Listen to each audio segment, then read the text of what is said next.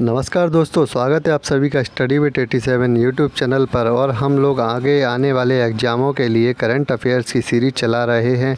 इस current affairs की series का आज यह बहुत ही महत्वपूर्ण 9वां भाग है, जिसमें हम मार्च माह से संबंधित कुछ और महत्वपूर्ण तथ्यों पर आधारित प्रश्नों को देखेंगे।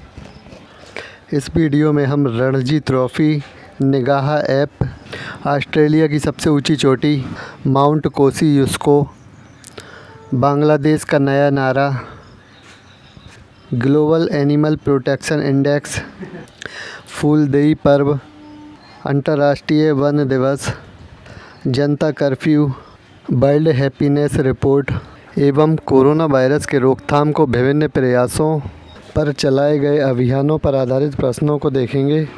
तो आइए इसी के साथ शुरू करते हैं प्रश्नों की श्रृंखला। पहला प्रश्न, 13 मार्च 2020 को रणजी ट्रॉफ़ी 2019-20 का खिताब किसने जीता? तो 13 मार्च 2020 को रणजी ट्रॉफ़ी 2019-20 का खिताब सौराष्ट्र ने जीता है, बंगाल को हराकर। अगला प्रश्न, 14 मार्च 2020 को फ़ोनपे ने यूपीआई लेन देन की सुविधा के लिए किस बैंक के साथ साझेदारी की है? तो फ़ोनपे ने यूपीआई लेन देन की सुविधा के लिए आईसीआई बैंक से साझेदारी की है। आइए देखते हैं अगला प्रश्न, 14 मार्च 2020 को किस राज्य सरकार द्वारा निकाय चुनावों पर निगरानी रखने के लिए निगाह ऐप लॉन्च किया है? तो निगाह ऐप जो लॉन्च किया गया है वह आंध्र प्रदेश सरकार के द्वारा लॉन्च किया गया है। इसके द्वारा राज्य सरकार द्वारा जो निकाय चुनाव होते हैं उन चुनावों पर निगरानी की जा सकती है। अगला बहुत ही महत्वपूर्ण प्रश्न है कि 15 मार्च 2020 को ऑस्ट्रेलिया की सबसे ऊंची चोटी माउंट कोसियुस्को पर तिरंगा किसने फहराया? इस प्रश्न के आने की पूर्ण संभावना है आने वाले एग्जामों में, तो याद रखिएगा ऑस्ट्रेलिया की सबसे ऊंची चोटी माउंट कोसियुस्को है। एक तो यह बात भी याद रखिएगा, इसके अलावा इस ऊंची चोटी पर जो तिरंगा फहराया है वह मध्य प्रदेश की भावना डेहरिया ने फहराया है। इस प्रकार के प्रश्न काफ़ी पूछे जाते हैं एग्ज़ामों में, जिनमें किसी प्रकार की उपलब्धि शामिल हो, और महिलाओं के ऊपर तो विशेषकर इस प्रकार के प्रश्न पूछे ही जाते हैं। तो आइए देखते हैं अगला प्रश्न, 15 मार्च 2020 को जारी रिपोर्ट के अनुसार भारत को ग्लोबल एनिमल प्रोटेक्शन इंडेक्स 2020 में कौन सा स्थान मिला है? तो भारत को ग्लोबल एनिमल इंडेक्स यानी प्रोटेक्शन इंडेक्स 2020 में दूसरा स्थान मिला है, जबकि एनिमल प्रोटेक्शन इंडेक्स का जो मुख्यालय है वह लंदन में स्थित है। इसके विषय में भी याद रखिएगा। और यह रिपोर्ट 15 मार्च 2020 को जारी की गई है। अगला प्रश्न, 15 मार्च 2020 को Fateh Singh Rathore wildlife warrior award 2020 से किसे प्रदान किया गया? या Fateh Singh Rathore wildlife warrior award 2020 से किसे सम्मानित किया गया? तो यह हैं रितेश सिरोठिया, जिनको इस अवार्ड से सम्मानित किया गया है। देखते हैं अगला प्रश्न, बहुत ही महत्वपूर्ण प्रश्न है कि 15 मार्च 2020 की घोषणा के अनुसार बांग्लादेश का नया नारा क्या होगा? तो 15 मार्च 2020 की घोषणा के अनुसार बांग्लादेश का नया नारा जय बांग्ला होगा। आइए देखते हैं अगला प्रश्न, 16 मार्च 2020 को भारत के किस राज्य में पारंपरिक त्यौहार फूलदेई शुरू हुआ है? तो 16 मार्च 2020 को भारत के उत्तराखंड राज्य में पारंपरिक फूलदेई त्यौहार का शुभारंभ हुआ है। आइए देखते हैं अगला प्रश्न, 18 मार्च 2020 को सुप्रीम कोर्ट ने अनुच्छेद 142 का प्रयोग कर पहली बार किस मंत्री को बर्खास्त किया है? बहुत ही महत्वपूर्ण प्रश्न है। सुप्रीम कोर्ट ने अनुच्छेद 142 का प्रयोग कर पहली बार मणिपुर के कैबिनेट मंत्री TH श्याम कुमार को बर्खास्त किया है। तो यह बहुत ही महत्वपूर्ण प्रश्न है, इसके विषय में ज़रूर याद रखिएगा कि मणिपुर के कैबिनेट मंत्री TH श्याम कुमार को मंत्री पद से सुप्रीम कोर्ट ने अनुच्छेद 142 का प्रयोग कर बर्खास्त कर दिया है।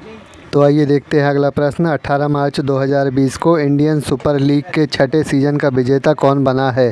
तो 18 मार्च 2020 को इंडियन सुपर लीग के छठे सीज़न का जो विजेता है वह है एटलेटिको डी कोलकाता रहा है, जिसने चेन्नईयन को हराया है। यानी कि अगर उपविजेता के रूप में जाने तो चेन्नईयन आपको याद रखना है।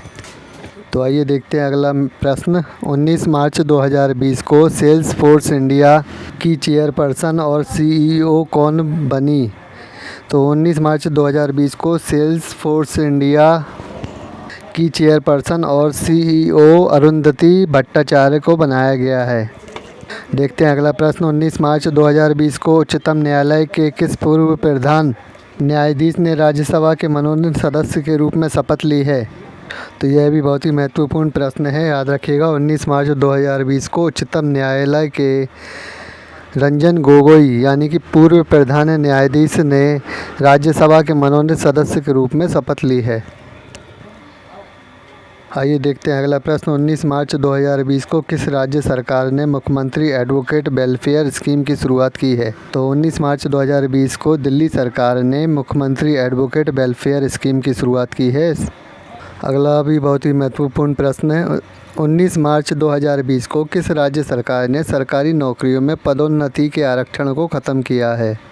तो 19 मार्च 2020 को उत्तराखंड सरकार ने सरकारी नौकरियों में पदोन्नति के आरक्षण को समाप्त कर दिया है।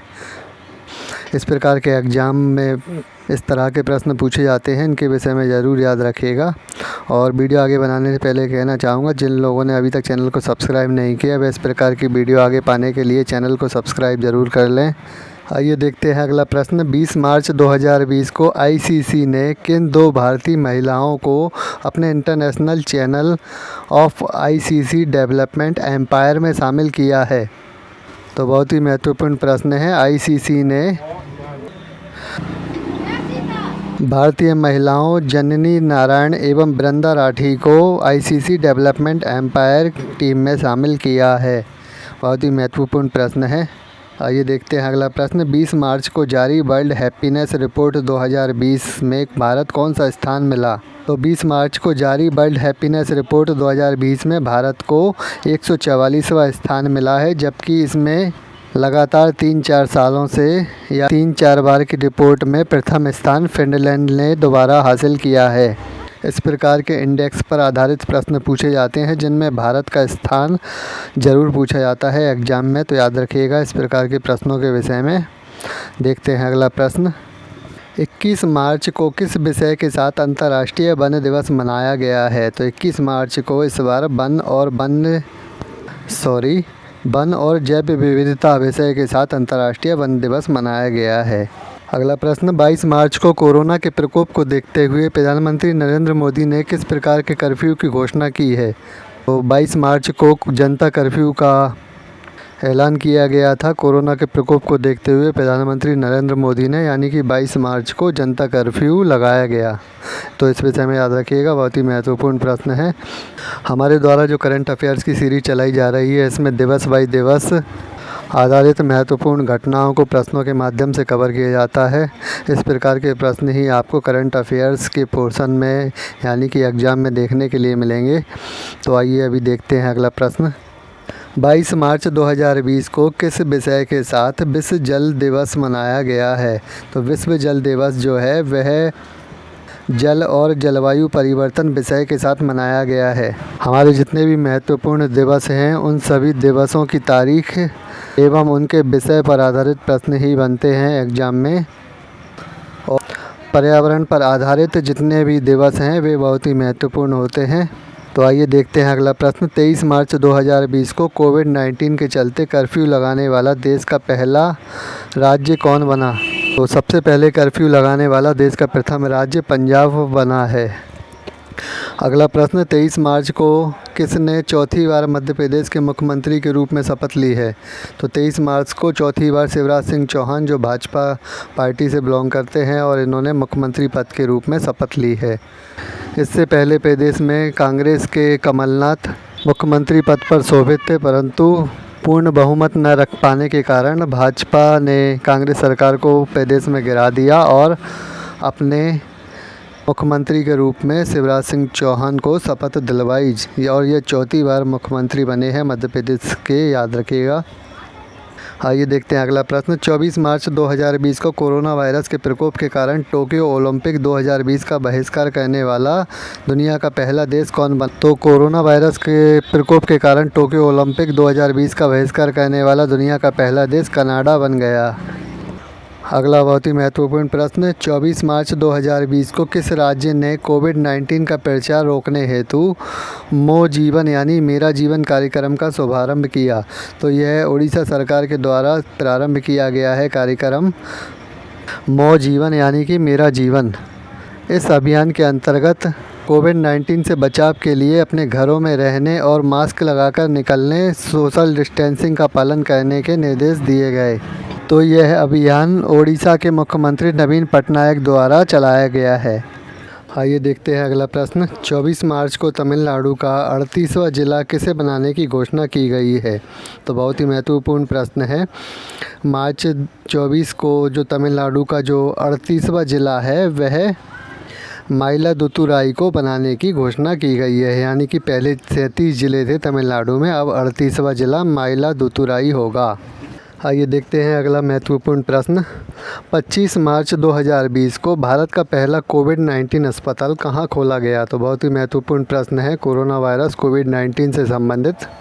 तो 25 मार्च को भारत का पहला कोविड-19 अस्पताल मुंबई में खोला गया था। आइए देखते हैं अगला प्रश्न। 25 मार्च को वर्ष 2020 का एबल पुरस्कार किसे दिए जाने की घोषणा की गई है? तो मार्च 2020 का जो एबल पुरस्कार है वह इजराइल की हिलेल फुरस्टेनबर्ग और रूसी अमेरिकी ग्रेगरी मार्गुलिस को देने की घोषणा की गई है। एबल पुरस्कार भी बहुत ही महत्वपूर्ण पुरस्कार है, इसके विषय में याद रखिएगा। तो आइए देखते हैं अगला प्रश्न। 27 मार्च को कोविड-19 से निपटने हेतु ड्रोन का इस्तेमाल करके सोडियम हाइपोक्लोराइट और बायोक्लीन का छिड़काव करने वाला देश का पहला शहर कौन बन गया? तो कोविड-19 से बचाव के लिए ड्रोन से इन क्लोराइड यानी हाइपोक्लोराइट और बायोक्लीन का छिड़काव करने वाला इंदौर शहर देश का पहला शहर बन गया है। अगला प्रश्न। 27 मार्च को भारतीय सेना ने कोरोना वायरस से निपटने के लिए किस नाम से ऑपरेशन शुरू किया है? तो 27 मार्च को भारतीय सेना ने ऑपरेशन नमस्ते के नाम से ऑपरेशन शुरू किया था, जो कोरोना वायरस से निपटने के लिए प्रारंभ किया। तो आइए देखते हैं अगला प्रश्न। 27 मार्च को कोविड-19 पर G20 देशों का जो शिखर सम्मेलन है वीडियो कॉन्फ्रेंसिंग के माध्यम से किसकी अध्यक्षता में आयोजित किया गया? कोविड-19 पर जो G20 देशों का शिखर सम्मेलन आयोजित हुआ है वह सऊदी अरब के सुल्तान सलमान बिन अब्दुल अजीज़ की अध्यक्षता में संपन्न हुआ है। तो आइए देखते हैं अगला प्रश्न। 27 मार्च को राजयोगिनी दादी जानकी का निधन हो गया। वह किस संस्थान की प्रमुख प्रशासिका थी? तो ब्रह्म कुमारी संस्थान की प्रशासिका थी राजयोगिनी दादी जानकी, जिनका 27 मार्च को निधन हो गया। पिछली वीडियो में हमने 25-25 प्रश्न रखे थे, परंतु प्रश्न अधिक होने की वजह से इस वीडियो में हमने कुछ प्रश्नों की संख्या बढ़ा दी है। तो आइए देखते हैं अगला प्रश्न। 29 मार्च 2020 को विश्व एथलेटिक्स परिसंघ ने किस भारतीय शॉट पुट खिलाड़ी को प्रतिबंधित पदार्थ के सेवन करने के आरोप में 4 साल के लिए प्रतिबंधित कर दिया? तो यह नवीन चिकारा हैं, भारतीय शॉट पुट खिलाड़ी जिनको प्रतिबंधित पदार्थ के सेवन के आरोप में 4 साल के लिए प्रतिबंधित किया गया है। आइए देखते हैं अगला प्रश्न। 30 मार्च 2020 की घोषणा के अनुसार 32वां ग्रीष्मकालीन टोक्यो ओलंपिक का आयोजन कब किया जाएगा? तो 32वां ग्रीष्मकालीन टोक्यो ओलंपिक का जो आयोजन है वह 2021 में किया जाएगा। आइए देखते हैं अगला प्रश्न। 30 मार्च को कोविड-19 लॉकडाउन के दौरान आवश्यक सेवाओं के वितरण में जुड़े लोगों को पास जारी करने के लिए प्रयागयाम यानी कि PRAGYAAM नामक मोबाइल ऐप किस राज्य ने लॉन्च किया है? तो प्रयागयाम नामक जो ऐप है यह झारखंड सरकार के द्वारा लागू किया गया है, लॉन्च किया गया है, जिसमें कोविड-19 लॉकडाउन के दौरान आवश्यक सेवाओं के वितरण में लोगों को पास जारी किया जाएगा। वीडियो का अंतिम और महत्वपूर्ण प्रश्न, 31 मार्च 2020 को भारत की पहली महिला डॉक्टर आनंदी गोपाल जोशी की कौन सी जयंती मनाई गई? तो भारत की जो पहली महिला डॉक्टर हैं वह आनंदी गोपाल जोशी हैं, इनके विषय में याद रखिएगा। और 31 मार्च को इनकी 155वीं जयंती मनाई गई है। तो ये थे हमारे बहुत ही महत्वपूर्ण मार्च माह से संबंधित प्रश्न जिन्हें हमने इस वीडियो में कवर किया है। तो इसी के साथ वीडियो समाप्त करते हैं। इस प्रकार की आगे वीडियो पाने के लिए चैनल को सब्सक्राइब कर लें और वीडियो पसंद आती है तो लाइक शेयर भी ज़रूर करें। धन्यवाद।